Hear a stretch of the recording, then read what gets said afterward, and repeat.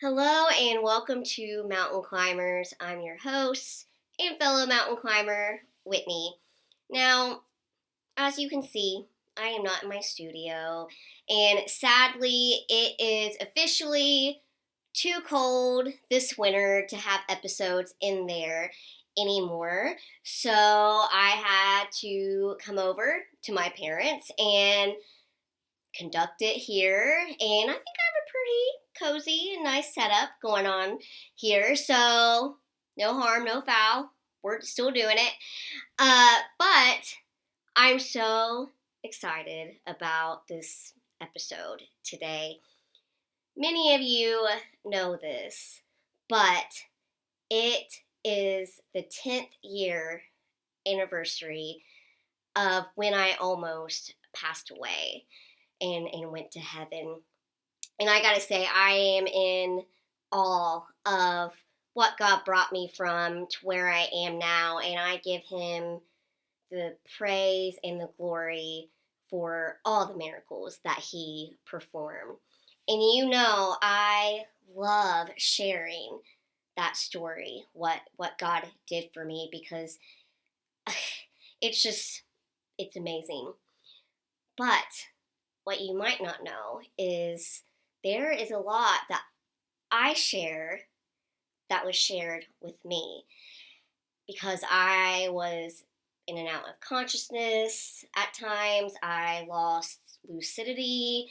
It was just a very, very steep and stormy mountain climb, and much of it was lived by my parents. And for the first time ever, we're going to sit down and reminisce about that difficult, unforeseen mountain climb 10 years ago.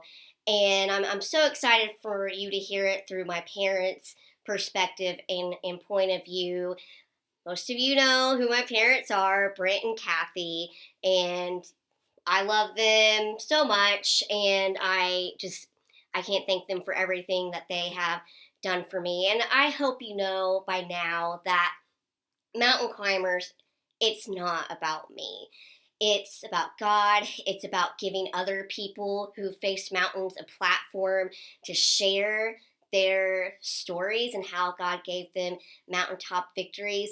But I just knew that I can't pass this up, this opportunity to sit with my parents and reminisce and give God the glory and talk about what He did for me 10 years ago.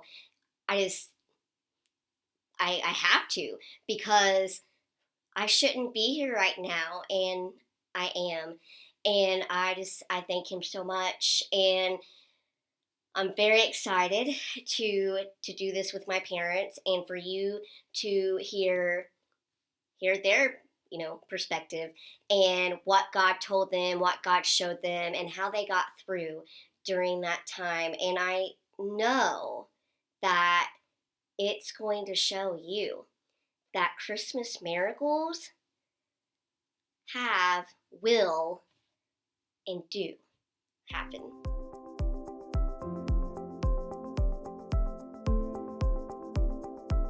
Hello, my parents. Thank you so much for being on Mountain Climbers. Thank you. Thank you. I think. So we're going to see tonight who I get my hosting skills from, whether it's this one or that one, or maybe just God. Yeah, probably. Well, thank you so much for coming on and sharing about the mountain that we faced 10 years ago. I cannot believe it's the 10th year anniversary of me almost passing away and going to heaven.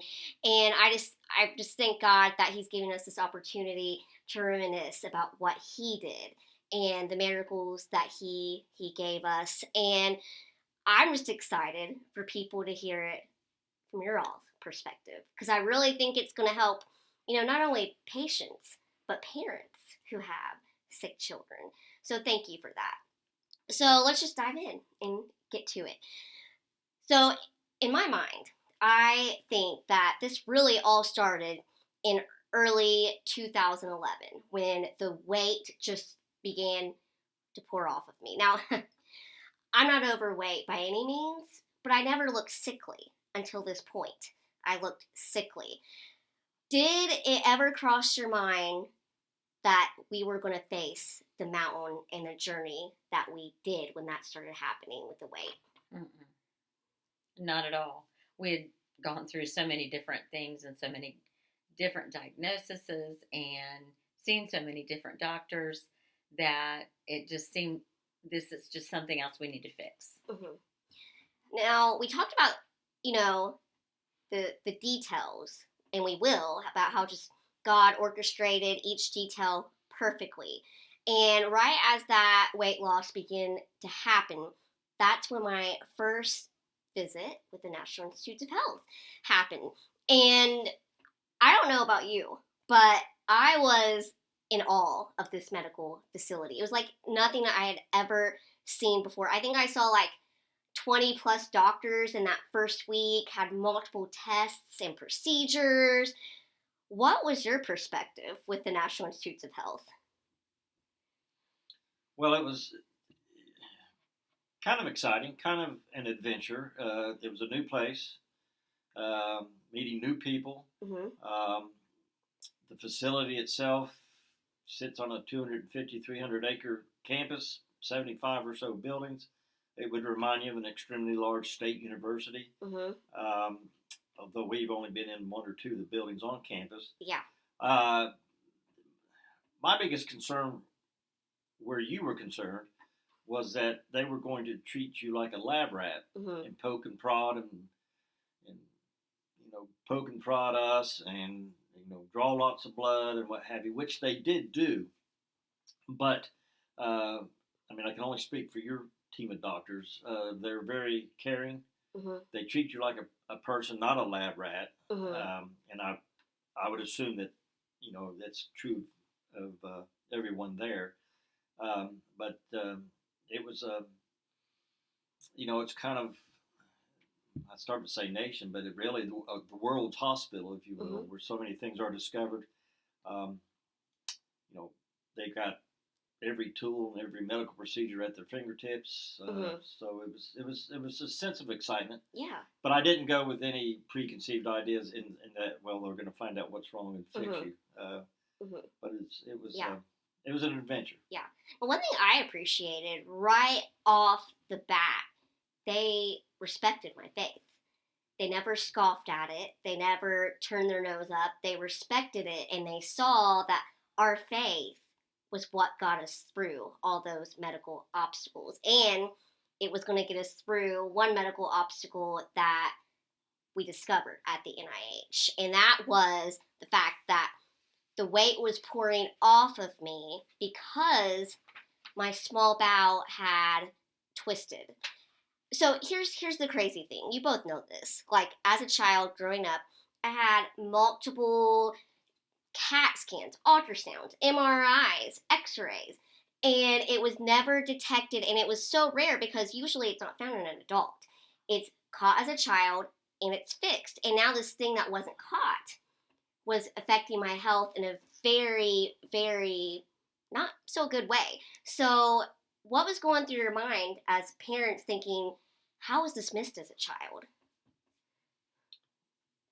Well, I don't think other institutions such as Children's in Columbus, I don't really felt like they knew to look for something like that. Mm-hmm.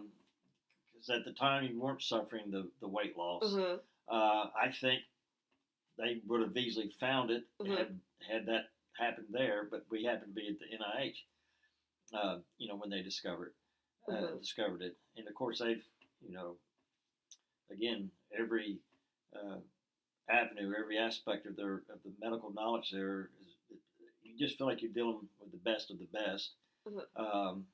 At the NIH. But I'm sure had Children's in Columbus had an inkling or knew to look for that, they would have found it as Mm-hmm. well. Because that's where you end up having your surgery. Mm-hmm. So, it's... Yeah. And your weight didn't come off like, 1 week you Yeah. lost 25 It was a pounds. slow It was process. a slow process. So, in that time frame, and you still were a resilient kind of person, like always. And so everything didn't link back. They thought it might link back to what you already had, not something that was brand new. So it was kind of one of those trial and error things. And, I mean, after they discovered my gene mutation, they were pretty positive that it happened because of my gene mutation. But as you said, Dad, surgery had to happen because of all the symptoms I was having with the small bowel twisted. And so I decided that I was going to continue with my semester at Asbury and then take a week off during Christmas break, an extra week to have my surgery. And you know how much I needed that. But it was hard. It was so hard because I was sick. The weight then was pouring off by that time. And not only that, I was having excruciating stomach pain. And so it was tough, but I wanted to finish that semester because I was growing and blooming in ways I never had.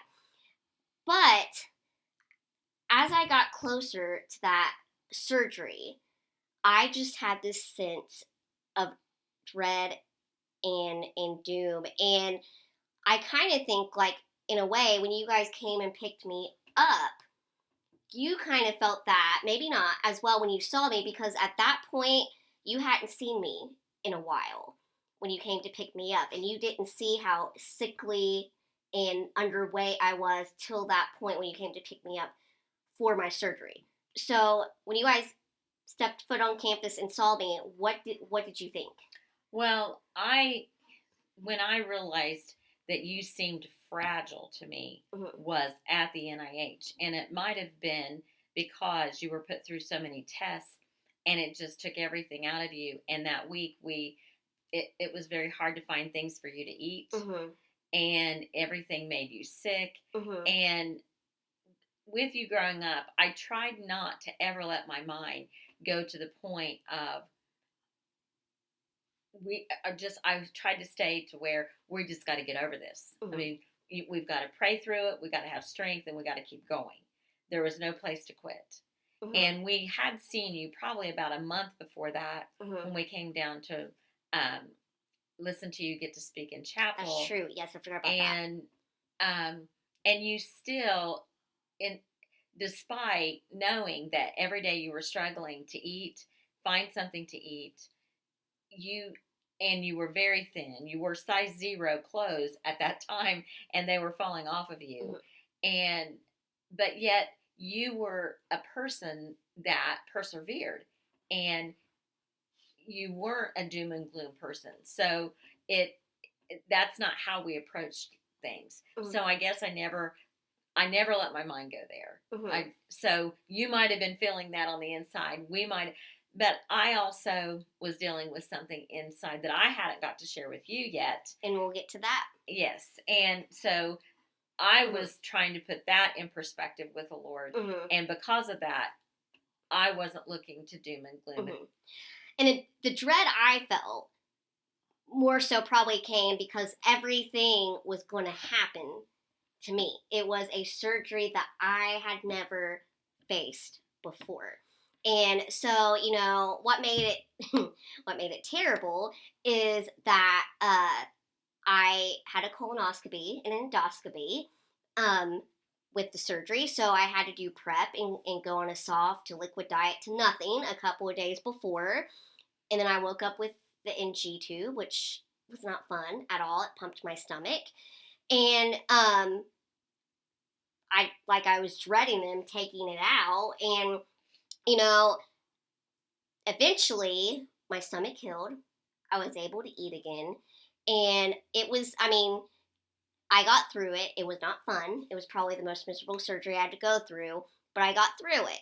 And, they talked about releasing me, on Sunday. My surgery was on Tuesday. And then they said, okay, we're going to release you on Sunday. But we want to take labs first. And so they did. And we discovered that my hemoglobin was in the low 9s. And Mom, you've always been the most vocal about this. What went through your mind when you heard that my hemoglobin went from like a high 11, 12 before the surgery to the low 9s? Well, they just kept reassuring us that everything that you were experiencing was very normal for the surgery. Mm-hmm. And I was blinded. Looking back, I was totally blinded Mm-hmm. about some things. And I think the Lord blinded me Mm-hmm. because, I was a person who kept a notebook on you. Mm-hmm. And it's called the Whitney Bible by lots of nurses. And, every detail of a doctor's appointment, every detail of a surgery, Mm-hmm. every detail of a day when you were in the hospital was written down. And so from a surgery perspective, they just kept telling us, when you have a major surgery, you're going to lose blood. She has an autoimmune hemolytic anemia disease, so therefore this can be very common. Mm-hmm. And so, under normal circumstances, I would have asked for them to talk to your hematologist before we left the hospital.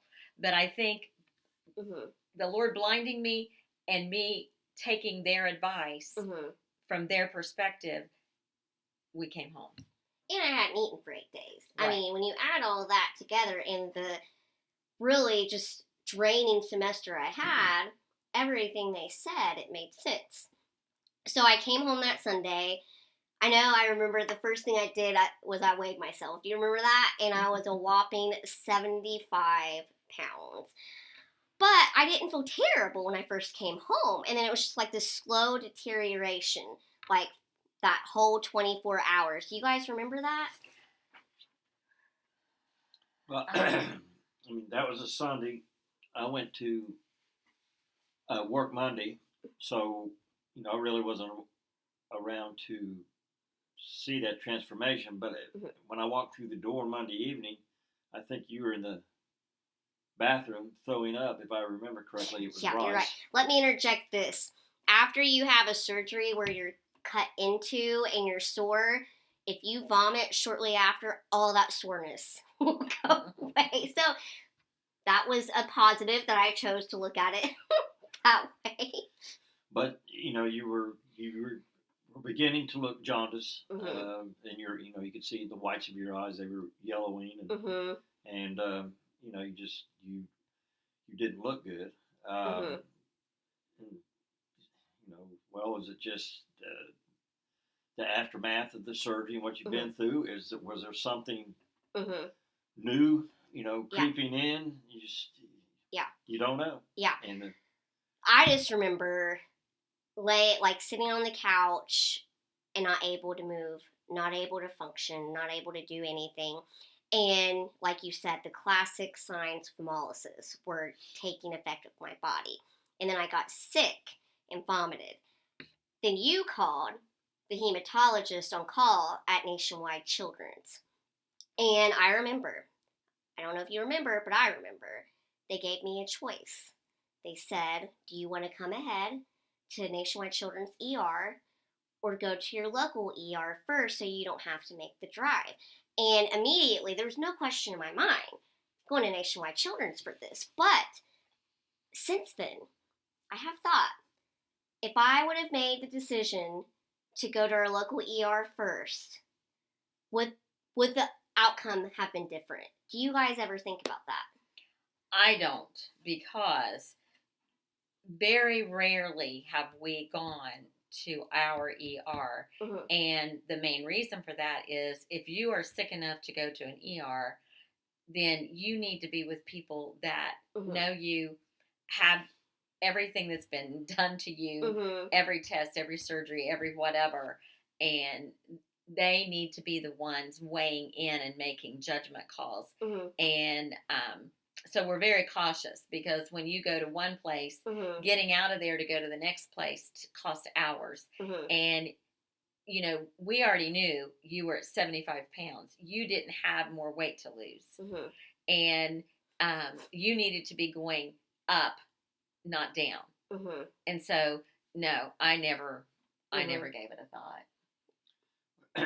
Ironically, I mean, had you not If this had just happened on Monday, Mm-hmm. you not had surgery the week before, we might have gone to our ER down here. But you were fresh off the surgical floor, Yeah.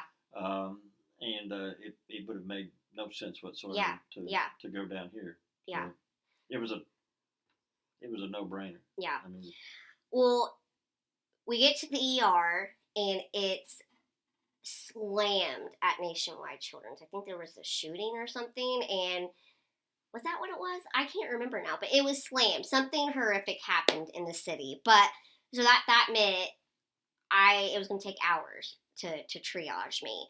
But that gave us a chance to talk, and you guys shared something extraordinary with me, and I'd like you to share it.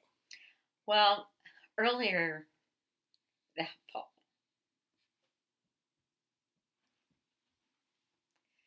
you being away at school and hearing you on the phone and knowing what you were struggling with. Of course, we prayed really hard for you because this was your dream and the Lord had given you your dream. And we knew that He had orchestrated Asbury in your life and the leadership positions, the opportunities that you were getting. And the Lord started talking to me and about healing you. And, I was like, okay, you're talking to me about this. That's Whitney. That's her life. And I couldn't speak it. Mm-hmm. I just kept praying and letting the Lord talk to me. And one day I shared it with your dad, and I said, but I haven't told Whitney, of course.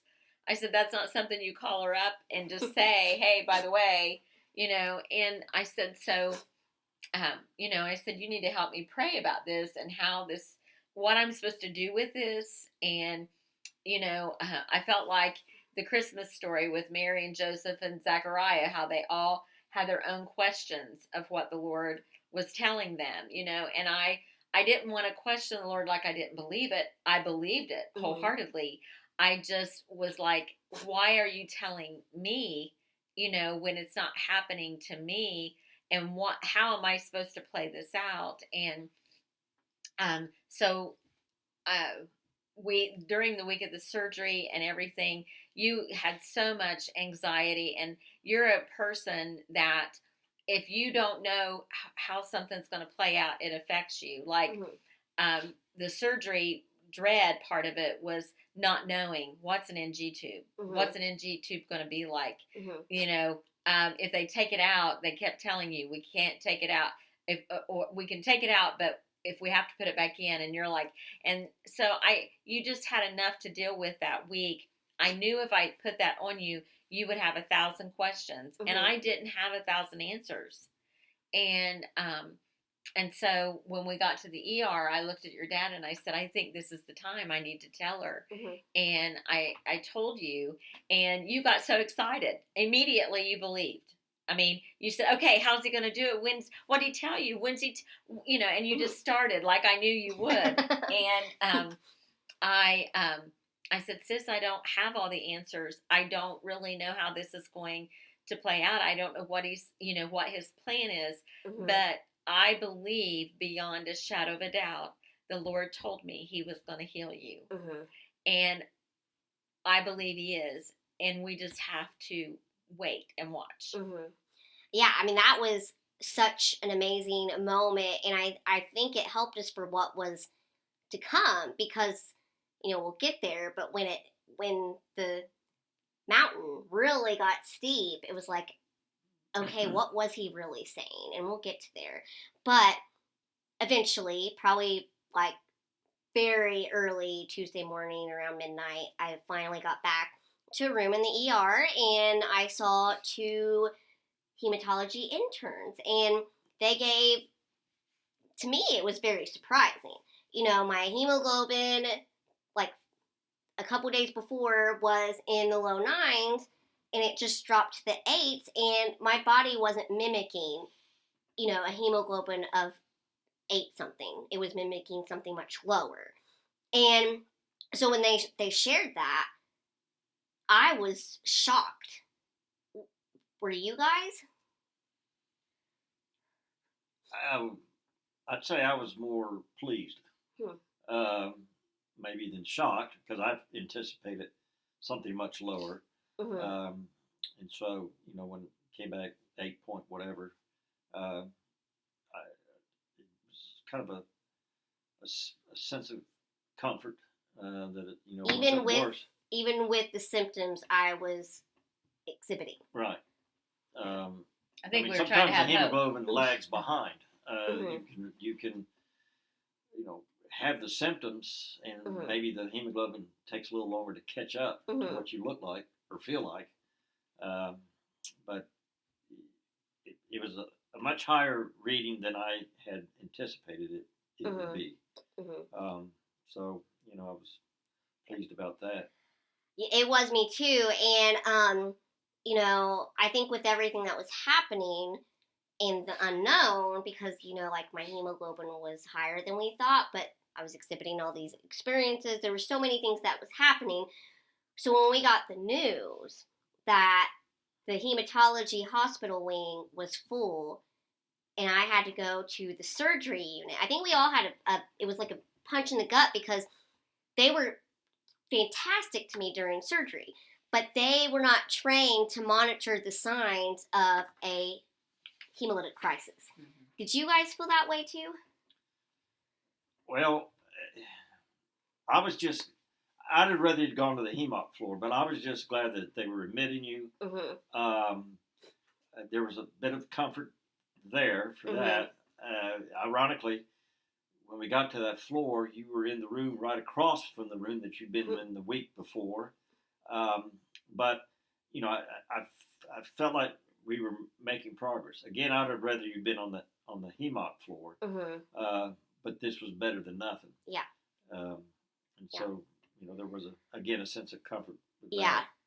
What I remember is that morning into the day on Tuesday is I was physically unable to do anything but stare. And when I would sit up or get up, excruciating pain would just radiate in my head. And you remember, Dad, you had to carry me to the bathroom with me crying out in pain, and it was terrible.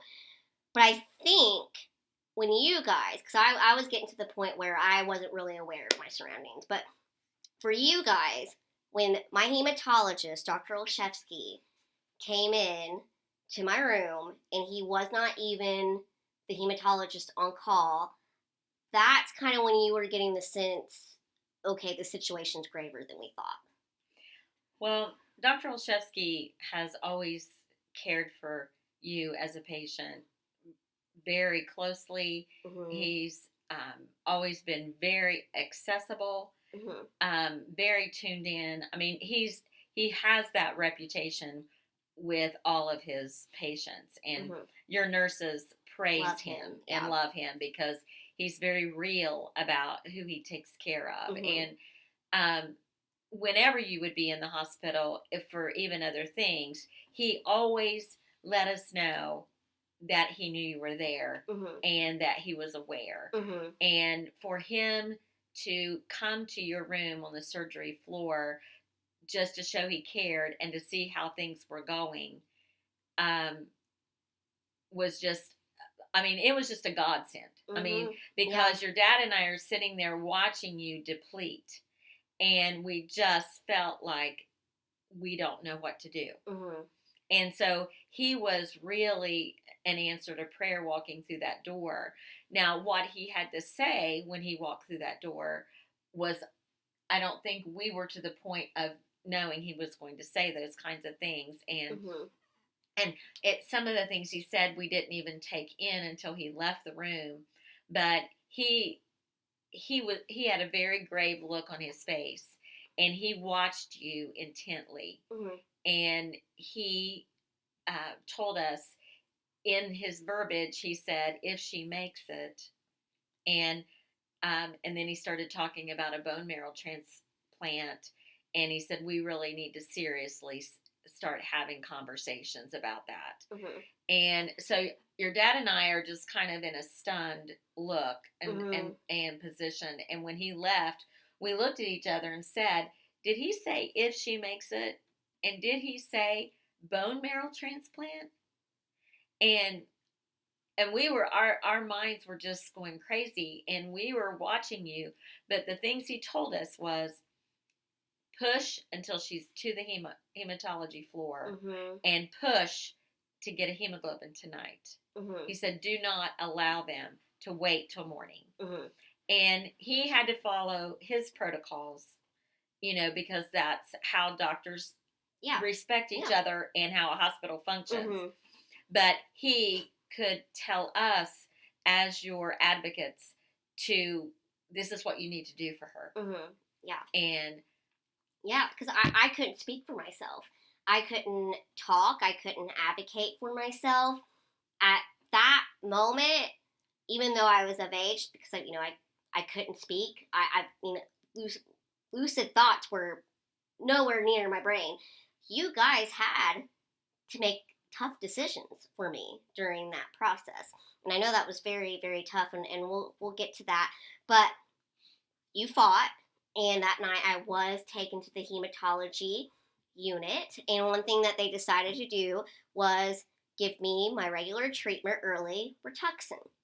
In that drug, you have to be weighed. That's how they know how much to give you. And I remember the nurse saying, let's get you up. You told him I had to go to the bathroom, and he was like, we'll get you up, you'll go to the bathroom, we'll weigh you, and then we'll be done.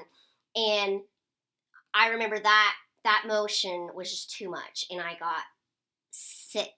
And after I got sick, that's when all lucidity vanished, and that's when I went into unconsciousness. And so I want you guys to walk me through that nightmare of a night. Well, Lindsay had been there, and Emily had come up with her, and they were there for part of it. But they were desperately trying to get your blood, and your head was killing you. We know that those were signs of a low hemoglobin. Of course, we had never, faced what we were about to face, but and we knew that a low hemoglobin can also put you in a place for a heart attack. And so and they needed your blood. And the nurse, he was a kind, gentle young guy, and but he did everything to get your blood. And finally, he raised her bed as high as it would go, and he hung your arm over the side of the bed, and he started at the top of your up by your shoulder, and he started pushing the blood down through to the tip of your finger to get a drop of blood. And they had done multiple things, and every time they had run it to the lab, of course, it clotted before they got there, and they would have to come back. This time, they got the drop of blood, they got it to the lab, and it did not clot. And you went and took a shower. And that was so funny, because your dad and I, from Sunday morning until then, we had neither one showered. He was doing his work clothes. Yeah, neither one showered, and so we knew we had a little bit of a wait normally. You have about 30 minutes. Yeah. And he said, "Why don't you go take a shower?" And I don't know what I don't know why we were talking about that, but anyway, I did. And I'm in there and just trying to do the basics, get in there, get out, and feel like I'm cleaned up a little bit. And your dad comes knocking at the door. Well, I want to hear your perspective, because you were there with me at my absolute worst. We know it's bad when the only thing you can think to do is sing. That'll either bring you back or drop you off. So while you were at the shower, the room, it was just Whitney and I, and suddenly the room was invaded with I don't know what her title was, but she was over the ICU. The two hematologists that saw us in the ER room and came in, interns, multiple nurses, and they immediately, you were you were pretty much in la la land, but they put oxygen, gave you oxygen, and it kind of snapped you out of it. But you Oh, I thought remember that. you thought they were putting an NG tube back down because they put the oxygen in your nose, and they said that your hemoglobin was 3.2 or something like that, Hmm. and so they were describing to me what they were going to do, take you to the ICU. Of course, Mom was still in the shower, so I went and knocked on the door and told her what was going on. And so by the time I got back to the room, they said, no, her hemoglobin was 2.8. And so anyhow, you got out, got dried off, fixed up, and off to the ICU you went. I want to go back though, because you're missing something that I want you to share. And so, what time between Mom in the shower, the doctors come, they put the oxygen on me, that you start like I remember, it was the weirdest thing. It was like an out of body experience. I compare it to Soul Surfer when her arm gets bitten off and she's just like in a daze, like it's a dream. That's what I felt like, and I was locked within my body, and I knew you were speaking to me, but I couldn't make my body respond to you. So, like, what was happening during that time? Because I remember you saying, Whitney, it's Dad, please talk to me, all this kind of stuff. So, from your perspective, what was going on? Because that's all I know. And then I went back out of consciousness. Well, I mean, you weren't you. I could get, you didn't respond, so I could get no response out of you. But it was like the oxygen. It's like you snapped too. I mean, Mm-hmm. it must have provided some help, Mm-hmm. some relief. And Well, I was getting any oxygen to you my weren't. brain. No, you didn't have any. Mm-hmm. And so again, the room's full. I mean, I'd say there was 8 to 10 people. Mm-hmm. From doctors to nurses, and then there was a woman who was sort of the parent advocate of kids that were in the Mm-hmm. ICU, and she took us. You went to ICU. We went to an ICU waiting room with this woman, and she's Mm-hmm. describing everything that was going to go on and take place. But there was some things that happened prior and yes, to that. I want to get to that because these are very important questions, and I want you guys to elaborate on them. So, as I was being rushed to ICU, they're talking about extreme measures that they might do, and you're signing all these forms that you're giving permission that they can do. But I think that we need to go back to in that room, because when I came into the room, Mm-hmm. you had got the oxygen by then. I could see that your eyes were big. You were trying to make sense of what was happening, Mm-hmm. and I was watching you, and I didn't want you to pick up on things they were saying that would not give you the right answers. Mm-hmm. And when they told us your hemoglobin, of course, I immediately looked at the over and said, she's going to have blood, and it takes hours. Mm-hmm. And that's when the 2 little interns, it was just like they were so proud. They raised their hand like, they were in class, and they said, well, we thought when she came in that was a false reading, and so we went ahead and ordered her blood. And, right then, I knew that was a miracle. And I thank them tremendously because... And it's important to note that why it was such a miracle is because it takes hours to get me blood because of all the antibodies I've received with prior blood transfusions. Right, and that's why Dr. Olszewski was so protective of you even getting transfusions, because every single time you got one, it changed then what kind of blood you could get and made it even more difficult. But you asked what your hemoglobin was. Yeah. And I said, Whitney, do you remember when your hemoglobin was da-da-da? Trying to deter you from hearing your actual hemoglobin, because I knew that if you heard it, that it could put you in a tailspin, and you didn't need that. Mm-hmm. But you were perceptive enough to know that it was low. Mm-hmm. And and then the ICU nurse started telling us that when they explained to us all the treatments, they said you were going to get an antibiotic that could turn you red from the top of your head to the soles of your feet, and a reaction. And what we knew is, and I didn't know if they knew yet, but your list of allergies to everything is very lengthy, and you had never had your Rituxan up until that point without a reaction, and we're talking reactions that your body could not sustain right then, and you'd never gotten blood without a reaction, and you react to pain medication very severely. So all of these things we knew, and they're telling us that your body can handle nothing, that you could handle no trauma. Yeah.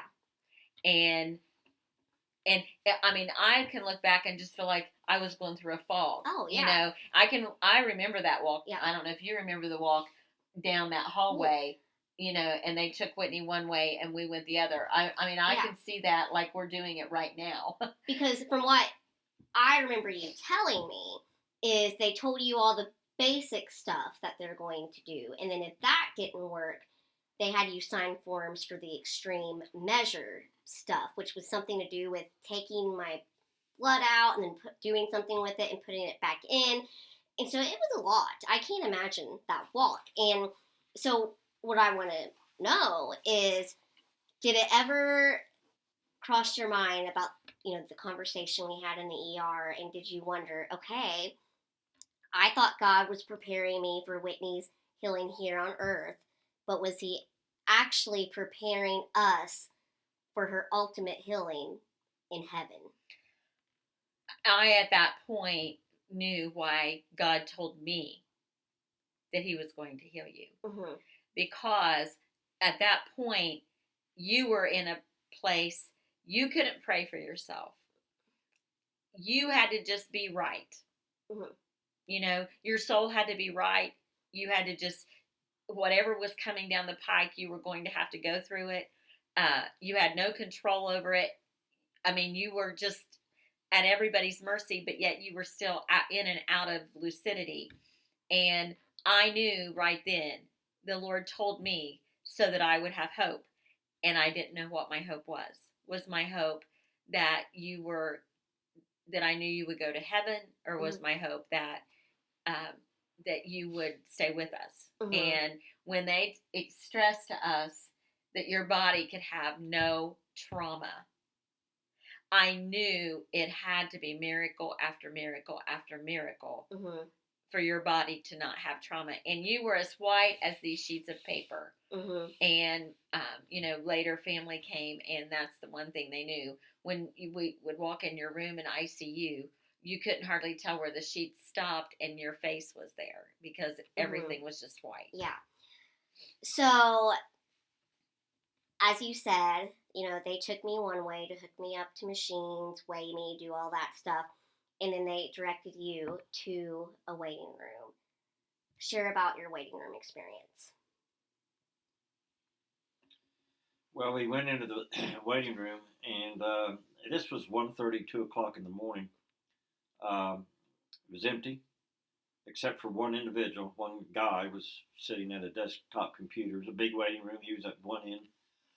We went to the other end of the waiting room and sat down and started making phone calls to family. I think you called your mom and dad and Lindsay first, and then some of your close friends, prayer warriors, and we were sitting on the sofa, and so my back was kind of to this guy, and Mom would have been facing him, and he did eventually get up. Because you broke when you were talking to Karen, and Dad took the phone from you. Yeah, and when he got up and walked over to me, and it was so strange because, I mean, I've been in multiple ICU waiting rooms with grandparents, sat with other people, and I mean, people are there camping out, you know. I Mhm. mean, you're there all day, you're there all night, you don't leave. And to come into an ICU waiting room and the ICU is full was just, I mean, my mind was like, where is everybody? Mhm. And when he walked over to me, I mean, I can still see his face to this day. Mhm. And he had the bluest eyes. And he looked at me and said, "What is the child's name?" And I said, "Whitney." Now, you know, anytime that you know, are going to pray for somebody or whatever, it's just a natural thing to say, you know, I'm going to put her, I'll get a hold of my pastor, Yeah. or I will, you know, we have a prayer chain. I would Mhm. love to put her on it. Where are you all from? Mhm. You know, do you all live close? Mhm. Do you have family coming? I mean, just normal, natural Yeah. questions. And he had, you know, he said two things to me. What is the child's name? And Mhm. I'll put her on the prayer chain. And he walked out. And you know, we looked for that man the rest of the time we were there. And Well, the thing I noticed was this was in 2011, and he was sporting corduroy uh, vest and suit jacket, and we have always believed, and of course everybody can have their own belief, but we've always believed that he was Whitney's guardian angel in corduroy. but but anyhow, I wish I had done two things. I've thought about this. I didn't think about it then, unfortunately, or I would have done it. I wish I'd asked him, "Who are you?" But I didn't, Mhm. and maybe I wasn't supposed to. And then I wish I had got up and gone to the doorway to the hallway and looked up and down it after he walked out. I don't believe I would have seen him. And I don't want to mislead people and say, well, that he vanished before, you know, within our sight. He did not. But like Cathy said, the next day that waiting room was stacked within hours. Yeah. with people. I mean, our family came. Amish to, Mhm. I mean, you name Middle it. Eastern. Middle East. Yeah. I mean, it was, and you saw those people Yeah. 24/7 after that. Well, I didn't. But we never saw him. We Yeah. never ever saw that guy again. Well, that's what I believe. And every person I share that story with, they get chills. Like, oh, look at this! I just got goosebumps. It's beyond a shadow of a doubt that that he was an angel. And I think that was more hope for you. Well, at the time we didn't realize that. It was also, I mean, like I said, I think the Lord shielded me from so many things and thinking processes and that I normally would have Mhm. because I couldn't handle it. Mhm. I couldn't handle thinking through all of those things. But that was a hope. And I can remember going, you know, our family within hours, a couple hours, Lindsay was there, a couple hours, mom and dad was there. Mhm. By morning, Bert, Cheryl, and Allison were there. And, you know, like Brent said, I mean, the waiting room was full. People had wagons, pillows, blankets. I mean, that's what a normal waiting room looked like. And it did not look anything like that when we walked in it. And um, when we would walk in and out of your room, we knew we had to garb up and we had to be very quiet. There was no lights. You could have no stimulation. And I mean, the machines were quiet. They were not beeping. Mhm. They were quiet. A nurse sat at the foot of your bed at all times and inside your room. And we would just sit over there, and our phones had to be quiet. People were texting me. And one person I kept texting was my cousin Micah. And Micah was an ICU nurse here in Portsmouth and for years. And I knew she would be able to tell me some things. Mhm. And like, how fast does a hemoglobin rise with with one, every time they gave you a pint of blood? And she would tell me, and she goes, Cathy, she kept telling me, that is more than what they are expecting. This is turning around faster than they're expecting. But you laid perfectly quiet and perfectly still. I was out of it. And we did not have conversations with you. They didn't really want us to. Yeah. And we had to tell our family they could not be upset when they walked in the room, and they had to prepare themselves to walk in that room and see you in that state, and they could not break, they could not make a sound, and um, it was just an intense time of Mhm. praying and Yeah. leaning on people. Well, I remember as I continued to get more blood, I would get more and more lucid. And one thing that I knew that kind of took people back was when they said they spoke to me before and I didn't remember it. It's like, oh, I didn't know you were here. But I want to go back just a little bit because this is very, very important. Because Lindsay's a part of our family and a very intricate, important part of this story. And people know how close our bond is. Like you said, she came, she visited me, and she left as I was getting ready to get weighed. And she went back home with her friend Emily.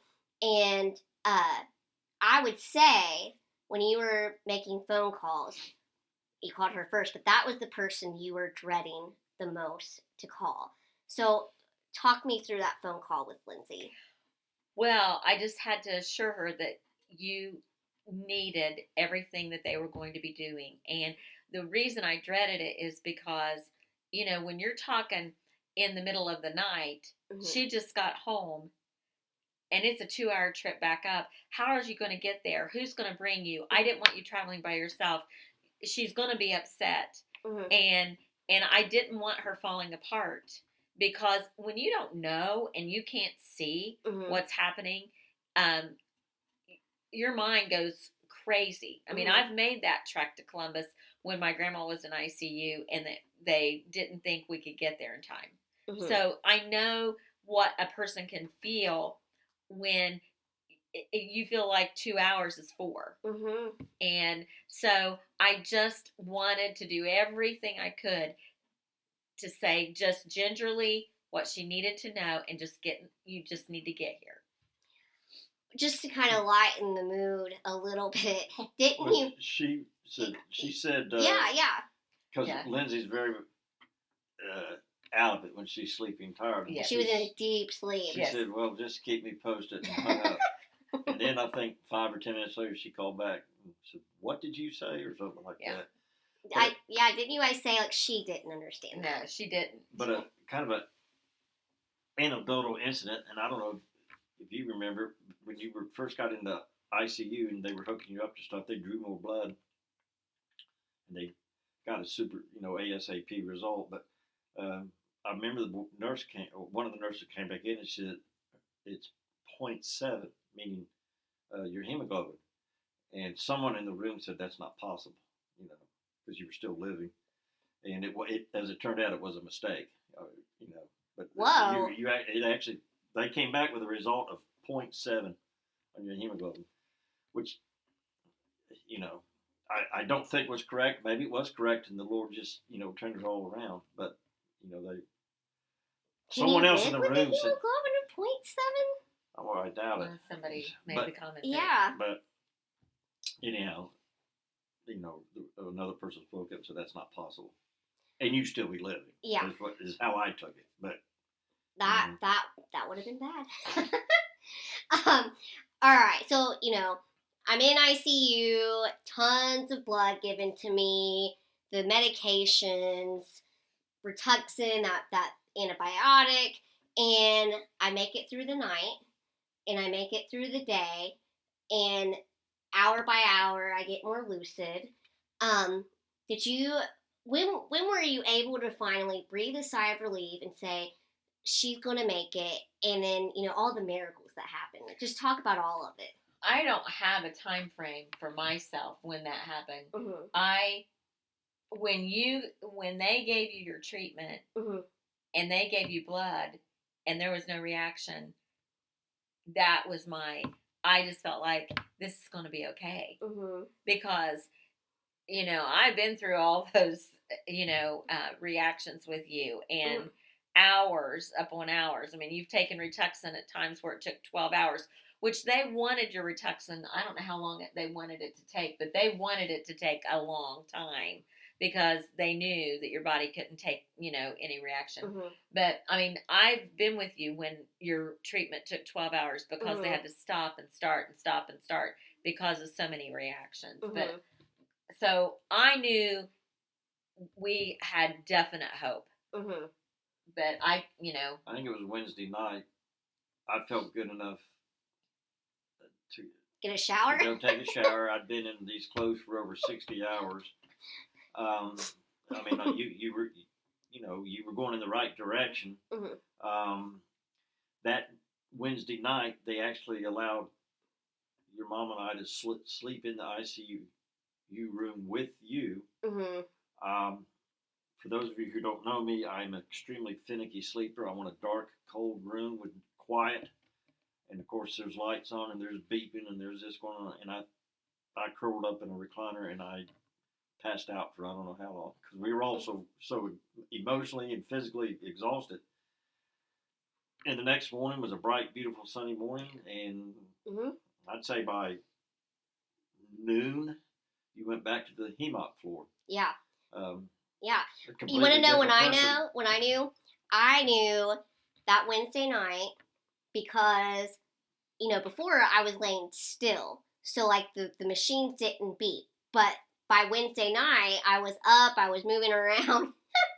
So the machines would beep. He'd get frustrated. And I would get frustrated when he started snoring. And I would wake him up.